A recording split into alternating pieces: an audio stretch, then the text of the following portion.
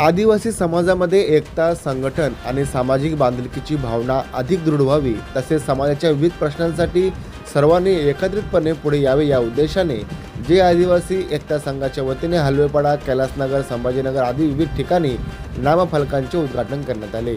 या नामफलकांच्या उद्घाटनाच्या माध्यमातून आदिवासी समाजातील नागरिकांनी आपापसातील मतभेद बाजूला ठेवून एकत्रित व संघटित होण्याचा संदेश देण्यात आला।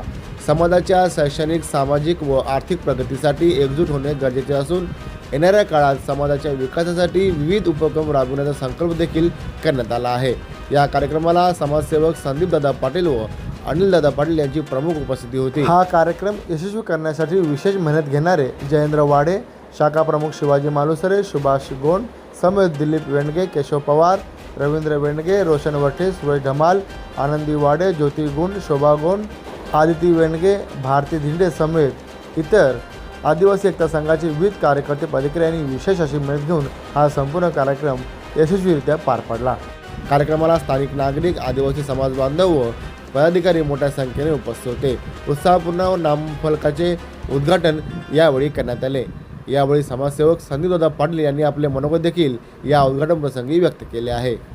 आदिवासी एकता ह्या नामफलकाचं आज सर्वांच्या साक्षीने उद्घाटन झालेलं आहे, शुभारंभ झालेला आहे। हा कार्यक्रम खरं तर अगोदरच होता, परंतु काही दुःखद घटनेमुळे हा कार्यक्रम आज करण्यात आला आहे। आज 15 ऑगस्ट म्हणजे भारतीय स्वातंत्र्य दिन आणि आदिवासी समाज हा इथला मूळचा समाज आहे, परंतु हा समाज विखुरला गेल्यामुळे यांच्यामध्ये एकता नसल्यामुळे त्यांचे जे हक्क आहेत त्यांना जो न्याय मिळाला पाहिजे तो मिळत नाही। तेव्हा त्यांच्या हक्कासाठी त्यांनी ही जी संघटना स्थापन केली आहे आणि इथे जे गावकरी आहेत, इथे जे ग्रामस्थ आहेत, त्या ग्रामस्थांनी एकत्र येऊन इथे 5 नामफलकाचं अनावरण केलं आहे आणि 5 गावचे जे लोक आहेत, 5 ठिकाणचे लोक त्यांनी एक संघ बनवलं आहे आणि इथे जे काही त्यांना अडचणी असतील, त्यांना काही इतर काही अडचणी असतील, त्या अडचणी सोडवण्यासाठी ते एकत्रितपणे यापुढे काम करतील। आज खरं तर देशाला स्वातंत्र्य मिळालं तो आजचा दिवस, परंतु आजच्या दिवसापर्यंत आदिवासींना त्यांचे हक्क अजूनपर्यंत मिळाले नाहीत ही दुर्दैवाची गोष्ट आहे। तेव्हा आजच्या दिवसापासून ते सुरुवात करतायत। त्यांच्यामध्ये सुद्धा आता अनेक लोक शिकलेले आहेत, सुशिक्षित आहेत, त्यांच्यामध्ये शिक्षणाचं प्रमाण वाढलं आहे, त्यामुळे त्यांनाही त्यांच्या हक्काची आता जाणीव होऊ लागली। परंतु आपले हक्क मिळत नाहीत, ते मिळवण्यासाठी संघर्ष करावा लागेल आणि त्याच भावनेतून आज त्यांनी ह्या नामफलकाचं अनावरण केलं आहे आणि त्या नामफलकाच्या माध्यमातून त्यांनी आता मला सांगितलं की आमची प्रत्येक महिन्या 2 महिन्यामध्ये मिटिंग होईल, अडचणी त्याच्यामधून आम्ही सोडू। मी आजच्या ह्या शुभारंभ प्रसंगी एवढंच सांगेन की तुम्ही एकत्रितपणे या, एकत्रितपणे काम करा, तुमचा हक्क तुम्हाला न्याय मिळवण्यासाठी तुम्ही प्रयत्न करा।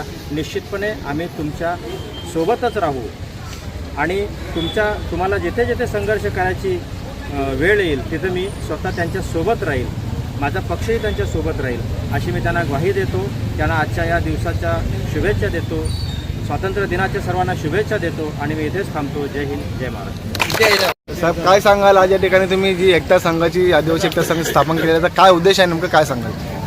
नमस्कार पहिल्यांदा सर्वांना आणि आजच्या स्वातंत्र्य दिनाच्या सर्वांना शुभेच्छा। ॲक्च्युली हा जो कार्यक्रम होता तो आमचा जागतिक दिन, आदिवासी दिन म्हणजे त्या दिवशी आम्ही साजरा करणार होतो, परंतु आमच्या या गावामध्ये आमचे ज्येष्ठ नागरिक रामा गोंधाळ यांचं निधन झालं, त्यामुळे तो आम्ही कार्यक्रम स्थगित केला होता।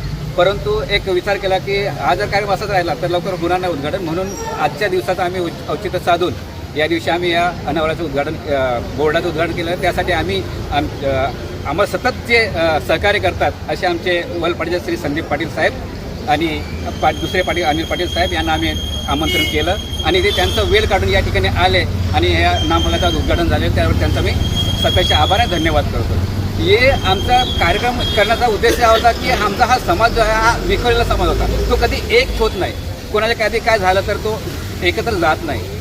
ह्या विचार करून आम्ही सर्वांनी ठरवलं की चला एक आदिवासी आपली एक एकता झाली पाहिजे आणि ज्या आपल्या समस्या असतात त्या समस्यांना आपण तोंड दिलं पाहिजे, ते तोंड वाचा फोडली पाहिजे, म्हणून हा आमचा एक छोटासा कार्यक्रम होता आणि या ठिकाणी सर्वजण आले, त्यांच्याबद्दल मी सर्वांचा धन्यवाद देतो आणि आभार व्यक्त करतो। जय हिंद, जय महाराष्ट्र, जय आदिवासी।